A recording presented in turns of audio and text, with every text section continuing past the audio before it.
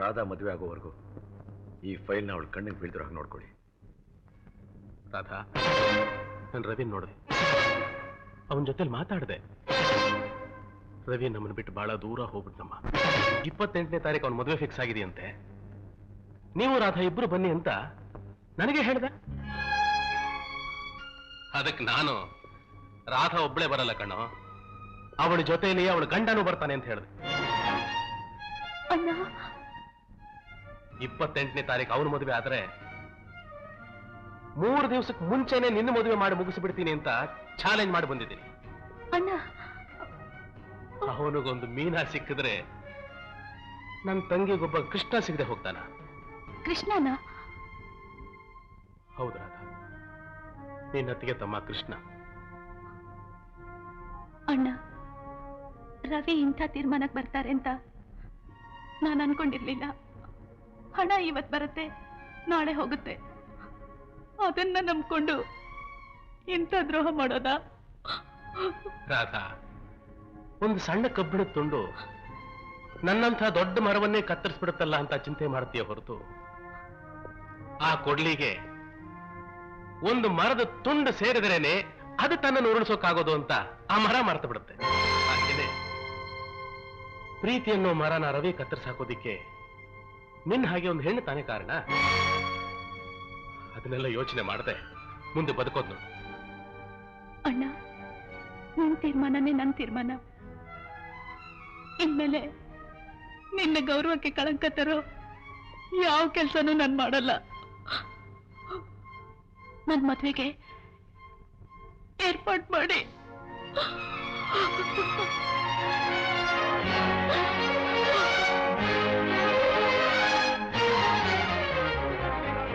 ಸೀತಾ, ಸೀತಾ,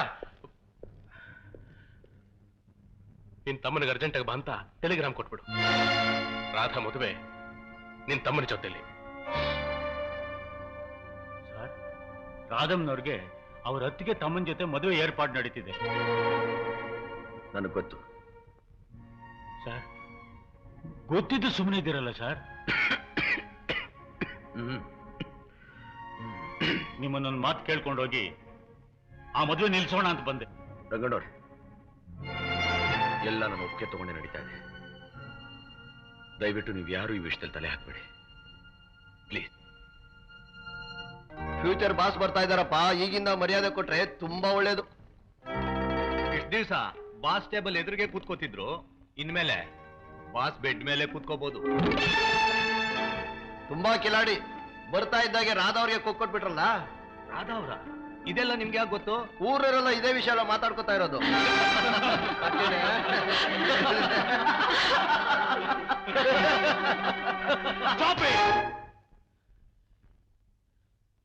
ಇನ್ನೊಬ್ಬರ ಮನಸ್ಸಿಗೆ ನೋವು ಕೊಟ್ಟು ಸಂತೋಷ ಪಡೋದೆ ನಿಮ್ ಕೆಲಸನ? ನಿಮ್ಗೆ ಯಾರಿಗೂ ಹಕ್ಕು ತಂಗಿರಿಲ್ಲ? ಒಂದು ಗಂಡು ಹೆಣ್ಣಿಗೆ ಇಲ್ಲದೆ ಇರೋ ಸಂಬಂಧ ಕಟ್ಟಿ ಮಾತಾಡೋದ್ರಿಂದ ನಿಮಗೆ ಮನೋರಂಜನೆ ಸಿಗ್ಬೋದು. ಆದ್ರೆ ನೀವಾಡೋ ಈ ಮಾತು 10 ಜನರ ಕಿವಿಗೆ ಬಿದ್ದರೆ ಆಕೆ ಭವಿಷ್ಯ ಏನಾಗುತ್ತೆ ಅಂತ ಸ್ವಲ್ಪ ಏನಾದ್ರೂ ಯೋಚನೆ ಮಾಡಿರಾ? ಆಕೆ ಜೀವನದಲ್ಲಿ ಏನಾದ್ರೂ ಹೆಚ್ಚು ಕಡಿಮೆ ಆದ್ರೆ ನೀವು ಒಂದ್ಸರಿ ಮಾಡ್ತೀರಾ? ನಿಮ್ಗೆ ಯೋಗ್ಯತೆ ಇದೆಯಾ?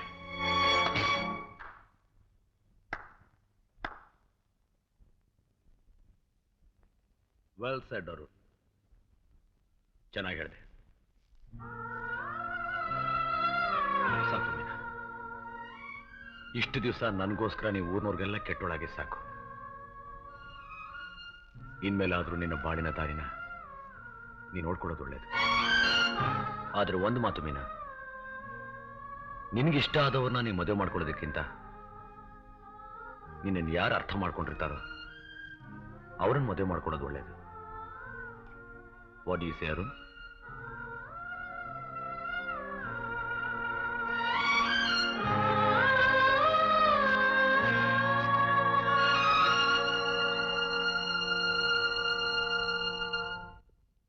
ಸರ್,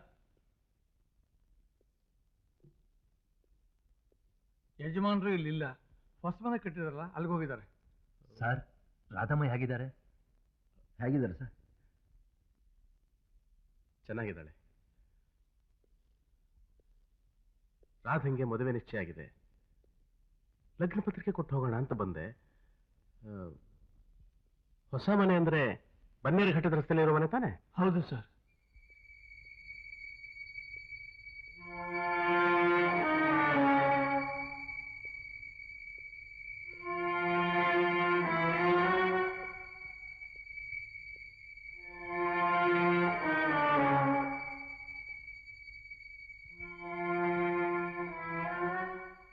ರವಿ, ಯಾಕೆ ಕತ್ಲಲ್ಲಿ ಕೂತಿದ್ದೀರಾ?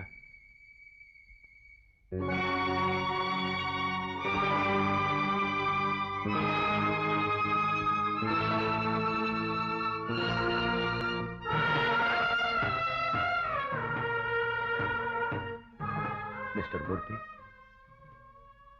ಹೇಗಿದೆ ಬಂಗ್ಲೆ? ನಿಮ್ಮ ಅಭಿರುಚಿ ಬಗ್ಗೆ ವಿಮರ್ಶೆ ಮಾಡೋ ಶಕ್ತಿ ನನಗಿಲ್ಲ ರವಿ.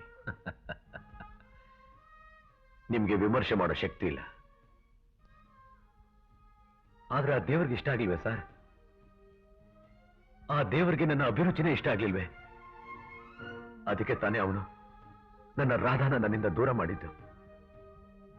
ಹಾಗಂತ ನಾನು ಸೋಲೊಪ್ಕೋತೀನ? ನೆವರ್. ಅವಳಿಗೋಸ್ಕರ ನೀ ಬಂಗ್ಲೆ ಕಟ್ಸಿದ್ದು. ಅಂದ್ರೆ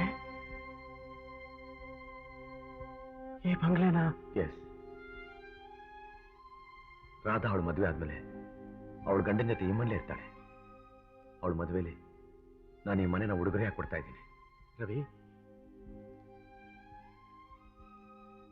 ಮೊದಲನೇ ಲಗ್ನ ಪತ್ರಿಕೆಯಲ್ಲಿ ದೇವರ ಹೆಸರು ಬರೆದು ದೇವರ ಮನೆಯಲ್ಲಿ ಇಡೋಣ ಅಂತ ಅನ್ಕೊಂಡೆ. ಆದ್ರೆ ಅದಕ್ಕಿಂತ ಮೊದಲು ಆ ಪತ್ರಿಕೆನ ನಿಮಗೆ ಕೊಡೋದೇ ಸರಿ ಅಂತ ಇಲ್ಲಿಗೆ ಬಂದೆ. 25ನೇ ತಾರೀಕು ನನ್ನ ತಂಗಿ ಮದುವೆ. ದಯವಿಟ್ಟು ನೀವು ಬಂದು ಗಂಡು ಹೆಣ್ಣಿಗೆ ಆಶೀರ್ವಾದ ಮಾಡಬೇಕು.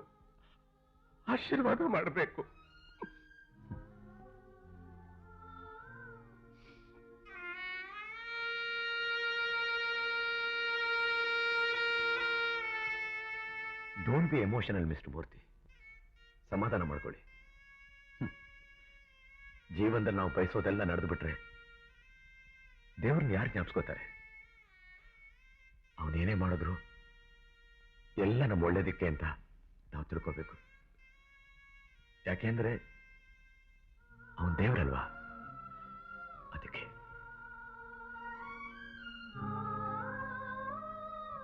ದೇವರೊಳ್ಳೇದು ಮಾಡಲಿ.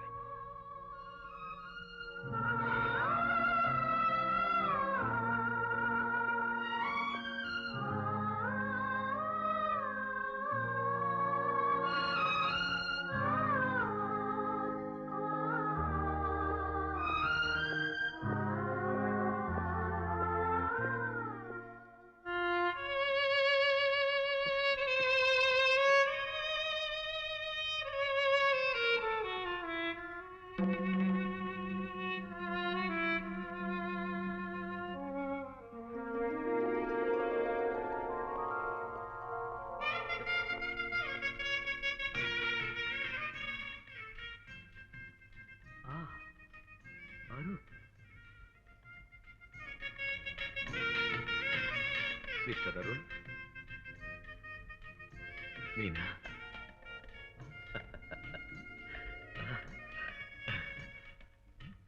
ಗುಡ್. ನಿಮ್ಮನ್ನ ಈಗ ಜೋಡಿಯಾಗಿ ನೋಡೋದಕ್ಕೆ ನನಗೆಷ್ಟು ಸಂತೋಷ ಆಗ್ತಿದೆ ಗೊತ್ತಾ? God bless you. God bless you both. ನಿಮ್ಮಿಬ್ಬರಿಗೂ ಒಂದು ವಿಷಯ ಗೊತ್ತಾ?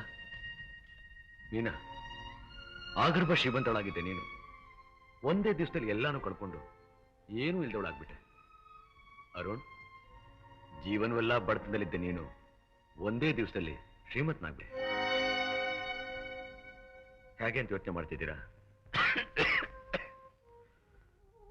ಮೀನಾ, ನಾನು ನಿಮ್ಮ ತಂದೆ ಹತ್ರ ತಗೊಂಡ್ ಫ್ಯಾಕ್ಟ್ರಿನ ನನ್ನ ಹೆಸರಿಗೆ ಬದಲಾಯಿಸಲೇ ಇಲ್ಲ. ಅದಿನ್ನು ನಿನ್ನ ಹೆಸರಿನಲ್ಲಿದೆ. So here afterwards mister Arun will be the managing director of Meena and company.